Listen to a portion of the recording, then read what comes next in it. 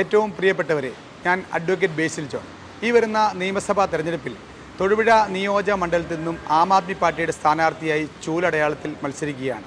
Hi hello, June 90.8 June meets കാൻഡിഡേറ്റ്സിൽ നിങ്ങളുടെ കൂടെയുള്ളത് ഞാൻ RJ മാനസിയാണ്. അപ്പോൾ എല്ലാവരും ഇലക്ഷൻ്റെ ചൂടിലാണെന്നുള്ളത് എനിക്കറിയാം കേട്ടോ. അപ്പോൾ ഈ ഒരു ഇലക്ഷൻ ചൂടിൽ, ഈ ഒരു ചൂടുള്ള ടൈമിൽ ഞാനിവിടെ മങ്ങാട്ടേവലയിലാണ് നിൽക്കുന്നത്. ആൻഡ് ഇന്ന് എൻ്റെ കൂടെ നമ്മുടെ തൊടുപുഴ കോൺസ്റ്റിറ്റ്യുവൻസിയിൽ മത്സരിക്കുന്ന ഒരു കാൻഡിഡേറ്റ് ഉണ്ട്. അപ്പോൾ നമുക്ക് ആരാണെന്ന് നോക്കാം. യെസ്, എൻ്റെ കൂടെയുള്ളത് ബേസിൽ ജോൺ ആണ്. നമസ്കാരം. നമസ്കാരം. എലക്ഷൻ അടുത്തുകൊണ്ടിരിക്കുമ്പോൾ എല്ലാവർക്കും ഉള്ളൊരു സംശയമായിരിക്കും, ഒരു കാൻഡിഡേറ്റിൽ നിന്ന് മറ്റൊരു കാൻഡിഡേറ്റിനെ വ്യത്യസ്തനാക്കുന്നത് എന്താണെന്നുള്ളത്. അപ്പോൾ ബേസിൽ ജോൺ എന്നൊരു കാൻഡിഡേറ്റ് എങ്ങനെയാണ് മറ്റ് സ്ഥാനാർത്ഥികളിൽ നിന്ന് വ്യത്യസ്തനാവുന്നത്? തിരഞ്ഞെടുപ്പ് കാലത്ത് മാത്രമല്ല, എല്ലാ കാലത്തും ജനങ്ങളോടൊപ്പം നിന്ന് പ്രവർത്തിക്കും എന്നുള്ളതാണ് എനിക്ക് ഈ നാട്ടിലെ ജനങ്ങൾക്ക് നൽകുവാനുള്ള ഏറ്റവും വലിയ ഉറപ്പ്.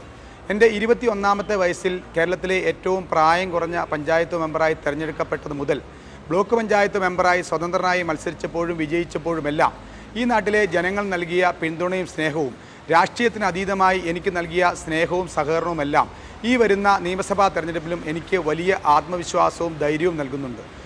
ഈ തെരഞ്ഞെടുപ്പ് ഇവിടുത്തെ ജനങ്ങളെ സംബന്ധിച്ചിടത്തോളം രാഷ്ട്രീയത്തിന് അതീതമായി ഈ നാടിൻ്റെ വികസനത്തിനും സമഗ്ര പുരോഗതിക്കുമായി മുൻപോട്ടുള്ള പ്രയാണത്തിൻ്റെ ഒരു പാതയാണ്.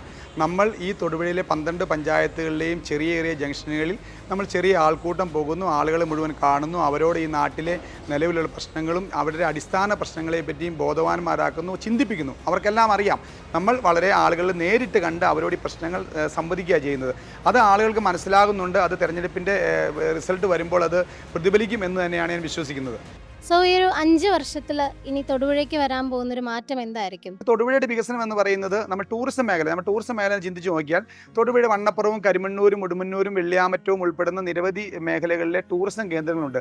തൊടുപുഴയെ ഒരു ടൂറിസം ഹബ്ബാക്കി നിർത്തിക്കൊണ്ട് മലങ്കര ഡാം ഉൾപ്പെടെ, കോട്ടപ്പാറ ഉൾപ്പെടെ, മീനുളിയാമ്പാറ ഉൾപ്പെടെ, കാറ്റാടിക്കട ഉൾപ്പെടെ, തൊമ്മൻകുത്തും ആനയാടിക്കുത്തും ഉൾപ്പെടെ, നിരപ്പ് ഉൾപ്പെടെ, മൊറങ്കട്ടിപ്പാറ ഉൾപ്പെടെ നമ്മൾക്ക് ചെറിയ മുതൽ മുടക്കിലൂടെ അവിടെ ഒരു വികസന സാധ്യതകൾ കൊണ്ടുവന്ന് നമ്മൾക്ക് അതിനൊരു ഹബ്ബാക്കി മാറ്റിക്കൊണ്ട് വികസിപ്പിച്ചാൽ തൊടുപുഴയുടെ ഈ ചുറ്റുവട്ടത്തുള്ള 20 കിലോമീറ്റർ ചുറ്റളവിലുള്ള ടൂറിസം കേന്ദ്രങ്ങൾ വികസിപ്പിച്ചാൽ തൊടുപുഴയിൽ വലിയ വികസന സാധ്യതകൾ ടൂറിസം മേഖലയിലുണ്ട്. ബാക്കി പൊതുവെയുള്ള തൊടുപുഴയുടെ ഒരു വികസനം എങ്ങനെയായിരിക്കും? നമ്മുടെ തൊടുപുഴ വികസനവുമായി ബന്ധപ്പെട്ട് ബൈപ്പാസുകൾ ഇനിയും വരാനുണ്ട്. ഇപ്പോൾ ഈ വികസനം എന്ന് പറഞ്ഞാൽ റോഡ് ഇപ്പോൾ നമ്മൾ ഒറ്റവരി പാതയാണ്, വൺ വേ ആണ് ശരിക്കും പറഞ്ഞാൽ. അതായത് റോഡ് ആ റൂട്ടിൽ തന്നെയാണ് അങ്ങോട്ടും ഇങ്ങോട്ടും വണ്ടികൾ വരുന്നത്. നമ്മളെ സംബന്ധിച്ചോളം ഒരു നല്ല റോഡ് തൊടുപുഴ എന്ന് പറഞ്ഞാൽ 2 ബൈപ്പാസുകളുണ്ട്. അതല്ലാതെ വേറെ റോഡുകൾ തൊടുപുഴ വേറെ ഒരിടത്തുമില്ല.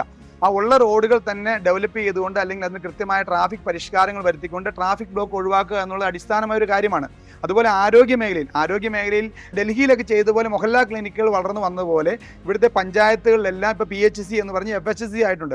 അവിടെയൊന്നും രാവിലെ വരെ തൊട്ട് ഉച്ച വരെ നമ്മൾ ചെറിയ അസുഖങ്ങൾ, പനിയോ ചുമയോ വന്നാൽ പോകാനുള്ള സൗകര്യമല്ലാതെ ഒരു കിടത്തി ചികിത്സയോ മറ്റ് കാര്യങ്ങളോ ഒന്നുമില്ല. അവിടെ ആ ഗ്രാമപഞ്ചായത്തുമായി സഹകരിച്ചുകൊണ്ട് MLAയുടെ ഫണ്ട് ഉൾപ്പെടുത്തിക്കൊണ്ട് അവിടെ ആളുകൾക്ക് അടിസ്ഥാന സൗകര്യം ഒരുക്കുന്നതിൽ ഏറ്റവും കൂടുതൽ പ്രാധാന്യം കൊടുക്കും. ആരോഗ്യ മേഖലയിൽ വലിയ ഒരു മാറ്റം കൊണ്ടുവരാൻ വേണ്ടി സാധിക്കും ശ്രമിച്ചാൽ. അപ്പോൾ എന്തായാലും നല്ലൊരു വികസനം നമ്മുടെ തൊടുപുഴയിൽ ഉണ്ടാവട്ടെ. ഈ ഒരു സ്ഥാനാർത്ഥിക്ക് എല്ലാവിധ ആശംസകളും നേരുന്നു. കേട്ടുകൊണ്ടേയിരിക്കൂ ജൂൺ FM 90.8. കേൾക്കാം, പാടാം, ആഘോഷിക്കാം.